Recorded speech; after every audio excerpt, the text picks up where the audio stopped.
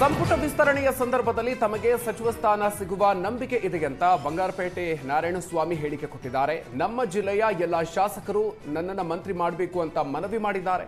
ಹೈಕಮಾಂಡ್ನಿಂದಲೂ ಕೂಡ ಸಕಾರಾತ್ಮಕ ಸ್ಪಂದನೆ ಸಿಕ್ಕಿದೆ ಅಂತ ಶಾಸಕ ನಾರಾಯಣಸ್ವಾಮಿ ಹೇಳಿದ್ದಾರೆ. 2019ರಲ್ಲಿ ನನಗೆ ಬಿಜೆಪಿ ಸೇರುವಂತೆ ಆಫರ್ ಬಂದಿತ್ತು.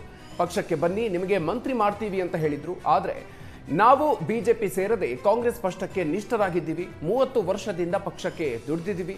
ಆದ್ದರಿಂದ ಕೂಲಿ ಕೇಳೋದು ತಪ್ಪಲ್ಲ ಅಂತ ಬಂಗಾರಪೇಟೆ ಶಾಸಕ ನಾರಾಯಣಸ್ವಾಮಿ ಹೇಳಿಕೆ ಕೊಟ್ಟಿದ್ದಾರೆ. ಖಂಡಿತ ವಿಶ್ವಾಸ ಇದೆ.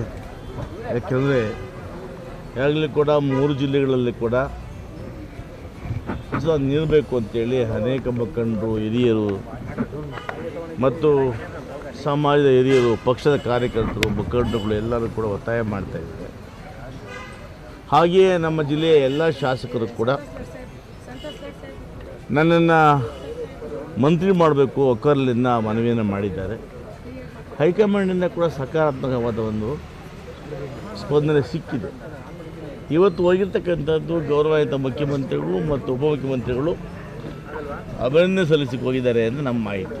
ಏನಿದ್ರು ಕೂಡ 18ರ ನಂತರ ಮತ್ತು ನಮ್ಮ ಮಾಜಿ ಮುಖ್ಯಮಂತ್ರಿಗಳಾಗಿರ್ತಕ್ಕಂಥ ಸಿದ್ದರಾಮಣ್ಣವರು, ಮಲ್ಲಿಕಾರ್ಜುನ ಖರ್ಗೆ ಸಾಹೇಬರು, ನಮ್ಮ ಮುಖ್ಯಮಂತ್ರಿ ಆಗಿರ್ತಕ್ಕಂಥ ಶಿವಕುಮಾರ್ ಅವರು, ಉಪಮುಖ್ಯಮಂತ್ರಿ ಆಗಿರ್ತಕ್ಕಂಥ ಪರಮೇಶ್ವರ್ಜಿಯವರು, ಇವರೆಲ್ಲರೂ ಕೂಡಿ ಒಮ್ಮೆ ತೀರ್ಮಾನ ಮಾಡ್ತಾರೆ 2ನೇ ಪಟ್ಟಿಯನ್ನು. ಹಂಗಾಗಿ ನನಗನ್ಸುತ್ತೆ ಇವತ್ತೇನು ಫೈನಲ್ ಆಗೋದಿಲ್ಲ. ಬಂಗಾರಪೇಟೆ ನಾರಾಯಣಸ್ವಾಮಿ ಅವ್ರಿಗೆ ಯಾಕೆ ಸರ್ ಸಚಿವ ಸ್ಥಾನ ಕೊಡಬೇಕು? ಯಾಕೆ ಕೊಡಬೇಕು ಅಂದರೆ ಆ ಭಾಗದಲ್ಲಿ ಕೋಲಾರ ಜಿಲ್ಲೆ ಇರ್ತಕ್ಕಂಥ ಹೆಚ್ಚಿಗೆ ಇರ್ತಕ್ಕಂಥ ಬಲಗೈ ಸಮುದಾಯಕ್ಕೆ ಇವತ್ತು ನಾವು ಅನೇಕರನ್ನು ಚುನಾಯಿತ ಮಾಡಿ ಕೆಲಸಿದ್ದೇವೆ. ಇವತ್ತು ಕೋಲಾರ ಜಿಲ್ಲೆಯಲ್ಲಿ ಯಾರಾದರೂ ಕೂಡ ಚುನಾಯಿತ ಗೆಲ್ಲಬೇಕು ಅಂದರೆ ಬಲಗೈ ಸಮುದಾಯದ ಮತಗಳಿಂದ ಗೆಲ್ಲಲಿಕ್ಕೆ ಸಾಧ್ಯನೇ ಇಲ್ಲ. ಬಲಗೈ ಸಮುದಾಯ ಮೊದಲಿಂದ ಕೂಡ ಕಾಂಗ್ರೆಸ್ಸನ್ನು ಬೆಂಬಲಿಸ್ತಾ ಬಂದಿದೆ. 60 ವರ್ಷಗಳಲ್ಲಿ ಕೊಟ್ಟಿಲ್ಲ ಅಲ್ಲಿ. ಹಾಗಾಗಿ ಈ ಬಾರಿ ಕೊಟ್ಟರೆ ಮಾತ್ರ ಅಲ್ಲಿ ಅನುಕೂಲ ಆಗುತ್ತೆ. ರಿಸರ್ವ್ ಇದ್ದೀವಿ ಪಂಗಿಷ್ಟ. ಜೂನ್ 20ರ ಬಳಿಕ ಸಚಿವ ಸಂಪುಟ ವಿಸ್ತರಣೆ ಆಗಲಿದೆ ಅಂತ ಶಾಸಕ ಪ್ರಸಾದ್ ಅಬ್ಬಯ್ಯ ಹೇಳಿದ್ದಾರೆ. ಬೆಂಗಳೂರಿನಲ್ಲಿ ಮಾತನಾಡಿದ ಅವರು, ಈ ಬಾರಿ ಖಂಡಿತವಾಗಿ ನನಗೆ ಸಚಿವ ಸ್ಥಾನ ಸಿಗೋ ಭರವಸೆ ಇದೆ. ನನ್ನ ಬೇಡಿಕೆ ಏನು ಅಂತ ವರಿಷ್ಠರ ಮುಂದೆ ಹೇಳಿದ್ದೀನಿ ಅಂತ ಪ್ರಸಾದ್ ಅಬ್ಬಯ್ಯ ಹೇಳಿದ್ದಾರೆ. ಕಿತ್ತೂರು ಕರ್ನಾಟಕದಲ್ಲಿ ಬಿಜೆಪಿ ಪ್ರಬಲವಾಗಿದೆ. ಅಲ್ಲಿನ ನಾಯಕರಿಗೆ ಸರ್ಕಾರದಲ್ಲಿ ಹೆಚ್ಚು ಪ್ರಾತಿನಿಧ್ಯ ಸಿಕ್ಕಿಲ್ಲ. ಡಿಕೆ ಶಿವಕುಮಾರ್ ಸಂಪುಟದಲ್ಲಿ ಈ ಬಾರಿ ಪ್ರಾತಿನಿಧ್ಯ ನೀಡಬೇಕು ಅಂತ ಪ್ರಸಾದ್ ಅಬ್ಬಯ್ಯ ಆಗ್ರಹಿಸಿದ್ದಾರೆ. ಬಹುಶಃ ಇಲ್ಲಿ ಸ್ಥಳೀಯರಿಗೆ ಕೊಡೋದ್ರಿಂದ ಬಹುಶಃ ಅದು ಹೆಚ್ಚು ನಾವು ಅಲ್ಲಿ ಕೆಲಸ ಮಾಡಲಿಕ್ಕೆ ಆಗ್ತದೆ ಅನ್ನುವಂಥ ಒಂದು ನಿಟ್ಟಿನಲ್ಲಿ ನನ್ನ ಬೇಡಿಕೆಯನ್ನು ಇಟ್ಟಿದ್ದೀನಿ. ಖಂಡಿತವಾಗಿ ಕೂಡ ಅದು ಅವಕಾಶ ಸಿಗ್ತದೆ ಅನ್ನುವಂಥ ನಿರೀಕ್ಷೆಯಲ್ಲಿ ನಾನಿದ್ದೀನಿ. ನಮ್ಮ ಮುಖಂಡರು ಕೂಡ ಹೆಚ್ಚು ಒಂದು ರೀತಿ ಎಲ್ಲೋ ಒಂದು ಕಡೆ ಅವರ ಒಂದು ಆಶ್ವಾಸನೆ ರೀತಿಯಲ್ಲಿ ಮಾತಾಡಿದ್ದಾರೆ.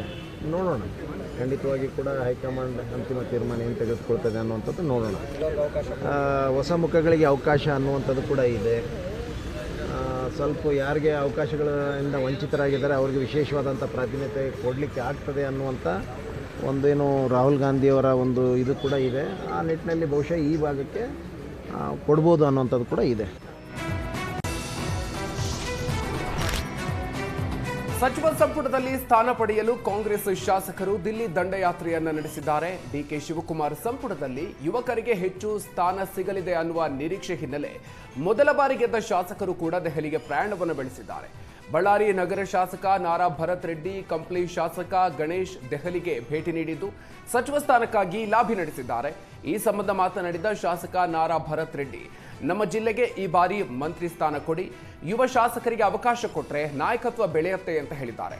ಇನ್ನು ನಮ್ಮ ಜಿಲ್ಲೆಯವರಿಗೆ ಈ ಬಾರಿ ಮಂತ್ರಿ ಸ್ಥಾನ ಕೊಡಬೇಕು ಅಂತ ಕಂಪ್ಲಿ ಗಣೇಶ್ ಹೇಳಿದ್ದಾರೆ. 1.5 ವರ್ಷದಿಂದ ನಮ್ಮ ಬಳ್ಳಾರಿ ಜಿಲ್ಲೆಗೆ ಸಚಿವ ಸ್ಥಾನ ಹಲವಾರು ಕಾರಣಾಂತರಗಳಿಂದ ತಪ್ಪಿತ್ತು. ಅದಕ್ಕೋಸ್ಕರ ನಾವು 5 ಜನ ಶಾಸಕರಲ್ಲಿ ಯಾರೋ ಒಬ್ಬರಿಗೆ ನೀವು ಯಾರು ಎಫಿಷಿಯೆಂಟ್ ಅಂದ್ಕೊಂತೀರ ಅಂಥವ್ರು ನೀವು ಸಚಿವ ಸ್ಥಾನವನ್ನು ಮಾಡಿ ನಮ್ಮ ಜಿಲ್ಲೆಗೆ ಅನುಕೂಲವನ್ನು ಮಾಡಿಕೊಡ್ಬೇಕಂತೇಳಿ ಕೇಳ್ಕೊಳ್ಳೋಕೆ ನಾವು ಗಣೇಶ್ ಅವರು ಬಂದಿದ್ವಿ. ರಾಹುಲ್ ಗಾಂಧಿ ಸಾಹೇಬರು ಯಾವತ್ತು ಯುವಕರು ಮುಂದಕ್ಕೆ ಬರಬೇಕು, ರಾಜಕಾರಣದಲ್ಲಿ ಯುವಕರು ಬರಬೇಕು, ಯುವಕರು ಬಂದಾಗೇ ಏನೋ ಒಂದು ಬದಲಾವಣೆ ಆಗೋಕ್ಕೆ ಸಾಧ್ಯತೆ ಇದೆ ಅಂತೇಳಿ ಅವರು ಭಾಳಷ್ಟು ಯುವಕರನ್ನ ಬೆನ್ನು ತಟ್ಟಿ ನಮ್ಮಂಥ ಯುವಕರನ್ನ 30-32 ವಯಸ್ಸಿಗೆ ಬಳ್ಳಾರಿ ಅಂತ ಕ್ಷೇತ್ರಕ್ಕೆ ನಮಗೆ ಟಿಕೆಟನ್ನು ಕೊಟ್ಟು, ಭರತ್ ರೆಡ್ಡಿ ನಿಮ್ಮ ಜೊತೆಗೆ ನಾವೆಲ್ಲ ಇದೀವಪ್ಪ, ನೀವು ಹೋಗಿ ಎಲೆಕ್ಷನ್ ಮಾಡಬೇಕಂತೇಳಿ ನಮ್ಮಂಥವ್ರಿಗೆ ಎಲ್ಲೋ ಇದ್ದಂಥವ್ರಿಗೆ ತೊಗೊಂಬಂದು ಟಿಕೆಟನ್ನು ಕೊಟ್ಟು ಇವತ್ತು ಶಾಸಕನ ಮಾಡಿದ್ದಾರೆ. ರಾಹುಲ್ ಗಾಂಧಿ ಸಾಹೇಬರು, ಸುರ್ಜೇವಾಲಾ ಸಾಹೇಬರು, ನಾಸಿರ್ ಹುಸೇನ್ ಅವರು, ಇವರೆಲ್ಲರೂ ಇಂಥವ್ರು ಸೇರ್ಕೊಂಡು ನಮ್ಮನ್ನು ಇಷ್ಟು ಖರ್ಗೆ ಸಾಹೇಬರು ಇಷ್ಟು ಮುಂದೆ ತೊಗೊಂಬಂದಿದ್ದಾರೆ. ಅದೇ ರೀತಿ ನಿಟ್ಟಿನಲ್ಲಿ ಜಿಲ್ಲೆಯಲ್ಲಿ ಯಾರಿಗನ ಕೊಡ್ರಿ, ನಾವೆಲ್ಲ 5 ಜನ ಶಾಸಕರಲ್ಲಿ ಯಾರಿಗನ ಕೊಡಲಿ, ನಮ್ಮ ಜಿಲ್ಲೆಗೆ ಒಂದು ಸಚಿವ ಸ್ಥಾನವನ್ನು ಕೊಟ್ಟರೆ ನಾವು DMF ಆಗಿರ್ಬೋದು, KMRC ಆಗಿರ್ಬೋದು, ಇದು ನಿಟ್ಟಿನಲ್ಲಿ ಜಿಲ್ಲೆ ಅಭಿವೃದ್ಧಿ ಆಗಿರ್ಬೋದು, ಅದ್ರ ಜೊತೆಗೆ ಪಾರ್ಟಿ ಅಭಿವೃದ್ಧಿ 2 ಜಿಲ್ಲೆಯಲ್ಲಿ ಬಳ್ಳಾರಿಯಲ್ಲಿ ಆಗಿರ್ಬೋದು, ವಿಜಯನಗರಲ್ಲಿ ಆಗಿರ್ಬೋದು ದೊಡ್ಡ ಮಟ್ಟದಲ್ಲಿ ನಾವು ಮಾಡೋಕ್ಕಾಗುತ್ತೆ ಅಂತೇಳಿ ಒಂದು ಮನವಿ. ರಾಜ್ಯ ಕಾಂಗ್ರೆಸ್ನಲ್ಲಿ ಸಚಿವಾಕಾಂಕ್ಷಿಗಳ ಲಾಬಿ ಜೋರಾಗ್ತಾ ಇದೆ. ಸಚಿವ ಸ್ಥಾನಕ್ಕಾಗಿ 10ಕ್ಕೂ ಹೆಚ್ಚು ಶಾಸಕರು ದೆಹಲಿಗೆ ಪ್ರಯಾಣವನ್ನು ಬೆಳೆಸಿದ್ದಾರೆ. ಈ ಮಧ್ಯೆ ಕೊಟ್ಟ ಮಾತಿನಂತೆ ಸಚಿವ ಸ್ಥಾನ ನೀಡಿ ಅಂತ ಇಂಡಿ ಶಾಸಕ ಯಶವಂತ ರಾಯಗೌಡ ಪೋಸ್ಟ್ ಹಾಕಿದ್ದಾರೆ. ಕೊಟ್ಟ ಮಾತಿನಂತೆ ಸಿದ್ದರಾಮಯ್ಯ ಸಿಎಂ ಸ್ಥಾನ ಬಿಟ್ಟುಕೊಟ್ಟಿದ್ದಾರೆ. DK ಶಿವಕುಮಾರ್ ಕೊಟ್ಟ ಮಾತಿನಂತೆ ಇಂಡಿ ಕ್ಷೇತ್ರಕ್ಕೆ ಸಚಿವ ಸ್ಥಾನ ಕೊಡ್ತಾರಾ ಅಂತ ಪ್ರಶ್ನಿಸಿ ಶಾಸಕ ಯಶವಂತ ರಾಯಗೌಡ ಪೋಸ್ಟ್ ಮಾಡಿದ್ದಾರೆ. 2023ರಲ್ಲಿ ಮುಂದಿನ ಬಾರಿ ಸಚಿವ ಸ್ಥಾನ ನೀಡೋದಾಗಿ ವರಿಷ್ಠರು ಭರವಸೆಯನ್ನು ನೀಡಿದ್ರು. ಅದರಂತೆ ಈಗ ನನಗೆ ಸಚಿವ ಸ್ಥಾನವನ್ನು ಕೊಡಬೇಕು, ಮಾತು ಬೆಳ್ಳಿ, ಮೌನ ಬಂಗಾರ, ಆದರೆ ಕೊಟ್ಟ ಮಾತು ವಜ್ರದಷ್ಟೇ ಪವಿತ್ರ. ಕೊಟ್ಟ ಮಾತು ಉಳಿಸಿಕೊಳ್ಳಿ ಅಂತ ಪೋಸ್ಟ್ ಮಾಡಿ ಹೈಕಮಾಂಡ್ ನಾಯಕರಿಗೆ ಯಶವಂತ ರಾಯಗೌಡ ಪಾಟೀಲ್ ಎಚ್ಚರಿಕೆ ಕೊಟ್ಟಿದ್ದಾರೆ. ಇಂಡಿ ಶಾಸಕ ಯಶವಂತ ರಾಯಗೌಡಗೆ ಸಚಿವ ಸ್ಥಾನ ನೀಡಬೇಕು ಅಂತ ಅವರ ಬೆಂಬಲಿಗರು ಪ್ರತಿಭಟನೆ ನಡೆಸಿದ್ದಾರೆ. ವಿಜಯಪುರ ನಗರದಲ್ಲಿ ಪ್ರತಿಭಟನೆ ನಡೆಸಿದ ಬೆಂಬಲಿಗರು ಯಶವಂತ ರಾಯಗೌಡಗೆ ಸಚಿವ ಸ್ಥಾನ ನೀಡಬೇಕು ಅಂತ ಆಗ್ರಹಿಸಿದ್ದಾರೆ. ಯಶವಂತ ರಾಯಗೌಡಗೆ ಸಚಿವ ಸ್ಥಾನ ನೀಡೋದಾಗಿ ವರಿಷ್ಠರು ಭರವಸೆ ಕೊಟ್ಟಿದ್ರು. ಕೊಟ್ಟ ಮಾತಿನಂತೆ ಯಶವಂತ ರಾಯಗೌಡ ಅವರಿಗೆ ಮಂತ್ರಿ ಹುದ್ದೆಯನ್ನ ಕೊಡಬೇಕು. ಈ ಬಾರಿ ಸಚಿವ ಸ್ಥಾನ ಕೊಡದೆ ಹೋದ್ರೆ ನಾವು ಪಕ್ಷಕ್ಕೆ ರಾಜೀನಾಮೆಯನ್ನ ನೀಡೋದಾಗಿ ಹೈಕಮಾಂಡ್ಗೆ ಅವರ ಬೆಂಬಲಿಗರು ಎಚ್ಚರಿಕೆಯನ್ನು ಕೊಟ್ಟಿದ್ದಾರೆ.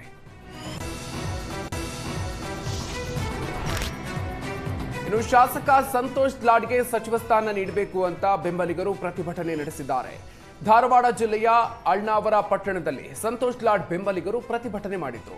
ಸಂತೋಷ್ ಲಾಡ್ 4 ಬಾರಿ ಶಾಸಕರಾಗಿ ಸೇವೆ ಸಲ್ಲಿಸಿದ್ದಾರೆ, ಸಚಿವರಾಗಿ ಉತ್ತಮ ಕೆಲಸ ಮಾಡಿದ್ದಾರೆ. ಹೀಗಾಗಿ DK ಶಿವಕುಮಾರ್ ಸಂಪುಟದಲ್ಲಿ ಮತ್ತೆ ಸಂತೋಷ್ ಲಾಡ್ ಅವರಿಗೆ ಅವಕಾಶವನ್ನು ಮಾಡಿಕೊಡಬೇಕು ಅಂತ ಬೆಂಬಲಿಗರು ಒತ್ತಾಯಿಸಿದ್ದಾರೆ. ಸಾಗರ ಶಾಸಕ ಬೇಳೂರು ಗೋಪಾಲಕೃಷ್ಣಗೆ ಸಚಿವ ಸ್ಥಾನವನ್ನು ನೀಡಬೇಕು ಅಂತ ಈಡಿಗ ಮಹಾಮಂಡಳಿ ಒತ್ತಾಯ ಮಾಡಿದೆ. ಪ್ರಣವಾನಂದ ಸ್ವಾಮೀಜಿ ನೇತೃತ್ವದಲ್ಲಿ ಗೋಕರ್ಣದಲ್ಲಿ ನಡೀತಾ ಇರುವ ಈಡಿಗ ಮಹಾಮಂಡಳ ಸಭೆಯಲ್ಲಿ ಬೇಳೂರು ಗೋಪಾಲಕೃಷ್ಣ ಅವರಿಗೆ ಸಚಿವ ಸ್ಥಾನ ನೀಡಬೇಕು ಅಂತ ಒತ್ತಾಯಿಸಿ ನಿರ್ಣಯ ಅಂಗೀಕರಿಸಲಾಗಿದೆ. 3 ವರ್ಷ ಈಡಿಗ ಸಮಾಜದ ಮಧು ಬಂಗಾರಪ್ಪ ಅವರಿಗೆ ಅವಕಾಶ ಮಾಡಿಕೊಡಲಾಗಿದೆ. ಈಗ ಸಮಾಜದ ಪರ ಧ್ವನಿ ಎತ್ತುವ ಹಾಗೂ 3 ಬಾರಿ ಗೆದ್ದಿರುವ ಗೋಪಾಲಕೃಷ್ಣ ಅವರಿಗೆ ಸಚಿವ ಸ್ಥಾನ ನೀಡಬೇಕು ಅಂತ ಈಡಿಗ ಮಹಾಮಂಡಳಿ ಆಗ್ರಹಿಸಿದೆ.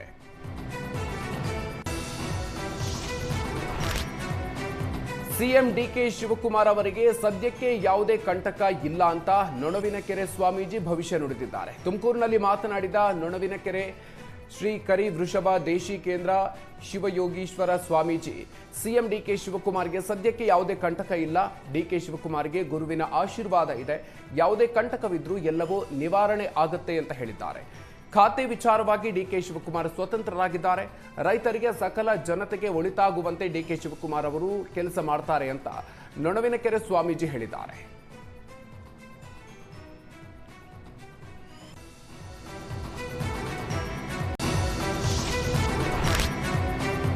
ಸಿದ್ದರಾಮಯ್ಯ ಹಾಗೂ ಸತೀಶ್ ಜಾರಕಿಹೊಳಿ ಮಧ್ಯೆ ಯಾವುದೇ ಭಿನ್ನಮತ ಇಲ್ಲ ಅಂತ ಸಚಿವ ಯತೀಂದ್ರ ಹೇಳಿದ್ದು, ಈ ಬಗ್ಗೆ ಸಚಿವ ಸತೀಶ್ ಜಾರಕಿಹೊಳಿ ಪ್ರತಿಕ್ರಿಯೆ ನೀಡಿದ್ದಾರೆ. ಬೆಂಗಳೂರಿನಲ್ಲಿ ಮಾತನಾಡಿದವರು, ಮೊದಲಿನಿಂದಲೂ ನಾನು ಹೇಳ್ತಾ ಬಂದಿದ್ದೀನಿ, ನನ್ನ ಹಾಗೂ ಸಿದ್ದರಾಮಯ್ಯ ಅವರ ಮಧ್ಯೆ ಯಾವುದೇ ಗೊಂದಲ ಇಲ್ಲ. ನನ್ನ ಹಾಗೂ ಸಿದ್ದರಾಮಯ್ಯ ನಡುವಿನ ಸಂಬಂಧದ ಬಗ್ಗೆ ಚರ್ಚೆ ಅನವಶ್ಯಕ. ಸಿದ್ದರಾಮಯ್ಯ ಹಾಗೂ ನನ್ನ ಸಂಬಂಧ ಹಾಳಾಗಿಲ್ಲ ಅಂತ ಸತೀಶ್ ಜಾರಕಿಹೊಳಿ ಸ್ಪಷ್ಟನೆ ಕೊಟ್ಟಿದ್ದಾರೆ. ಅದು ಇದನ್ನೆಲ್ಲ ನಾವು ಹೇಳಿದ ಮುಂಚಿಂದ ಹೇಳತ್ತೀವಿ, ನಾವು ಡೇ 1 ಹೇಳಿದ್ವಿ, ಅವರು ಹೇಳಿದ್ದಾರೆ, ಎಲ್ಲರೂ ಹೇಳ್ಯಾರ. ಅದರಲ್ಲೇನು ಪ್ರಶ್ನೆ ಬರೋದಿಲ್ಲ, ಇದು ಸಹಿ ಮಾಡಿಕೊಡುವಂಥ ಪ್ರಶ್ನೆ ಉದ್ಭವಿಸೋದಿಲ್ಲ. ಆದರೂ ಅದಕ್ಕೆ ಹೆಚ್ಚು ಪ್ರಚಾರ ಸಿಕ್ತು. IT ಸೆಲ್ನಿಂದ ಒಂದು ಜಾಸ್ತಿ ಟ್ರೋಲ್ ಮಾಡಿದರು. ಒಂದು ಪಕ್ಷದ IT ಸೆಲ್ನವರು ಅದನ್ನು ಜಾಸ್ತಿ ಯುಟಿಲೈಸ್ ಮಾಡ್ಕೊಂಡ್ರೆ ಅಷ್ಟೇ. ಒಂದು ವಾರ ನಾವು ಮುಂಚೆನೇ ಹೇಳಿದ್ದೀವಿ, ಮತ್ತು ಎಲ್ಲರೂ ಹೇಳಿದ್ರು, ಮನೆಗೆ ಅವರು ಅದನ್ನ ಹೇಳಿದ್ದಾರೆ. ಅದರಲ್ಲಿ ಯಾವುದೇ ನಿಜಾಂಶ ಇಲ್ಲ, ಸತ್ಯಾಂಶ ಕೂಡ ಇಲ್ಲ.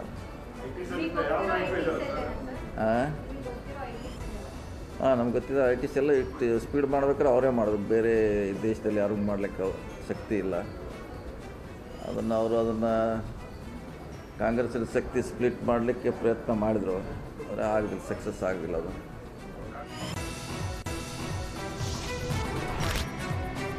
ಕೆಲವೇ ಕ್ಷಣಗಳಲ್ಲಿ ಪ್ರಧಾನಿ ಮೋದಿ ಹಾಗೂ ಸಿಎಂ ಡಿಕೆ ಶಿವಕುಮಾರ್ ದೆಹಲಿಯಲ್ಲಿ ಭೇಟಿಯಾಗಲಿದ್ದಾರೆ. ಸಿಎಂ ಆದ ಬಳಿಕ ಇದೇ ಮೊದಲ ಬಾರಿಗೆ ಪ್ರಧಾನಿ ಮೋದಿ ಅವರನ್ನ ಡಿಕೆ ಶಿವಕುಮಾರ್ ಭೇಟಿಯಾಗ್ತಾ ಇದ್ದಾರೆ.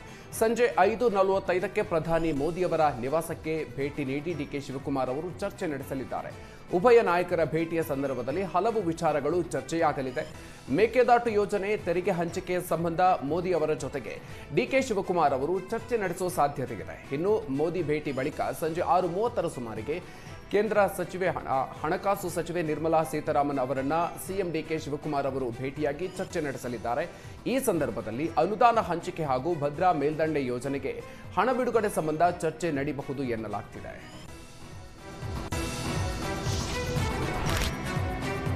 ಒಕ್ಕಲಿಗ ಸಮಾಜದವರು ಸಿಎಂ ಆಗಿರೋದ್ರಿಂದ ನಮಗೇನು ಸಮಸ್ಯೆ ಇಲ್ಲ ಅಂತ ಮಾಜಿ ಸಚಿವ ಎಚ್.ಡಿ. ರೇವಣ್ಣ ಹೇಳಿದ್ದಾರೆ. ಮೈಸೂರಿನಲ್ಲಿ ಮಾತನಾಡಿದ ಎಚ್.ಡಿ. ರೇವಣ್ಣ, ನಮ್ಮ ಸಮಾಜದವರು ಮುಖ್ಯಮಂತ್ರಿ ಆಗಿರೋದು ನಮಗೆ ಸಂತೋಷ ತಂದಿದೆ. ರಾಜ್ಯದ ಮುಖ್ಯಮಂತ್ರಿಯಾಗಿ ಡಿಕೆ ಶಿವಕುಮಾರ್ ಒಳ್ಳೆಯ ಕೆಲಸ ಮಾಡಲಿ ಅಂತ ಹೇಳಿದ್ದಾರೆ. ಇದೇ ವೇಳೆ ಒಕ್ಕಲಿಗ ಮತ ಬ್ಯಾಂಕ್ಗೆ ಡಿಕೆ ಶಿವಕುಮಾರ್ ಕೈ ಹಾಕ್ತಾ ಇದ್ದಾರೆ ಎಂಬ ಪ್ರಶ್ನೆಗೆ ಉತ್ತರಿಸಿದ ರೇವಣ್ಣ, ಎಸ್.ಎಂ. ಕೃಷ್ಣ ಮುಖ್ಯಮಂತ್ರಿ ಆಗಿದ್ದಾಗಲೇ ಅದು ಸಾಧ್ಯ ಆಗಿಲ್ಲ. ಎಸ್.ಎಂ. ಕೃಷ್ಣ ರಾಜಕೀಯದಲ್ಲಿ ಮುಂಚೂಣಿಯಲ್ಲಿ ಬಂದಾಗ ದೇವೇಗೌಡರ ರಾಜಕೀಯ ಮುಗಿದೇ ಹೋಯಿತು ಅಂದ್ರು. ಆದರೆ ದೇವೇಗೌಡರು ಸಿಎಂ ಆದ್ರು, ಪ್ರಧಾನಿ ಆದ್ರು ಅಂತ ರೇವಣ್ಣ ಹೇಳಿದ್ದಾರೆ. ತಿಪಟೂರು ಕಾಂಗ್ರೆಸ್ ಶಾಸಕ ಷಡಕ್ಷರಿ ಆರೋಗ್ಯದಲ್ಲಿ ದಿಢೀರ್ ಏರುಪೇರಾಗಿದ್ದು ಆಸ್ಪತ್ರೆಗೆ ದಾಖಲಿಸಿ ಚಿಕಿತ್ಸೆ ಕೊಡಿಸಲಾಗ್ತಿದೆ. ದೆಹಲಿಯ ಕರ್ನಾಟಕ ಭವನದಲ್ಲಿದ್ದಾಗ ಷಡಕ್ಷರಿ ದಿಢೀರ್ ಅಸ್ವಸ್ಥರಾಗಿದ್ದು ಅಲ್ಲೇ ಇದ್ದ ಡಿಸಿಎಂ ಪರಮೇಶ್ವರ್ ಹಾಗೂ ಪರಿಷತ್ ಸದಸ್ಯ ರಾಜೇಂದ್ರ ರಾಜಣ್ಣ ಅವರು ಶಾಸಕ ಷಡಕ್ಷರಿ ಅವರನ್ನ ದೆಹಲಿಯ ನ್ಯಾಶ್ ಆಸ್ಪತ್ರೆಗೆ ಕರ್ಕೊಂಡು ಹೋಗಿ ಚಿಕಿತ್ಸೆ ಕೊಡಿಸಿದ್ದಾರೆ. ಸದ್ಯ ಖಾಸಗಿ ಆಸ್ಪತ್ರೆಯಲ್ಲಿ ದಾಖಲಿಸಲಾಗಿದ್ದು ಚಿಕಿತ್ಸೆ ಪಡಿತಾ ಇದ್ದಾರೆ. ಶಾಸಕ ಷಡಕ್ಷರಿ ಅವರು ಸಚಿವ ಸ್ಥಾನಕ್ಕಾಗಿ ಹೈಕಮಾಂಡ್ ನಾಯಕರನ್ನ ಭೇಟಿಯಾಗೋದಕ್ಕೆ ದೆಹಲಿಗೆ ತೆರಳಿದ್ರು. ಈ ವೇಳೆ ಆರೋಗ್ಯದಲ್ಲಿ ಸಮಸ್ಯೆ ಕಾಣಿಸಿಕೊಂಡಿದೆ.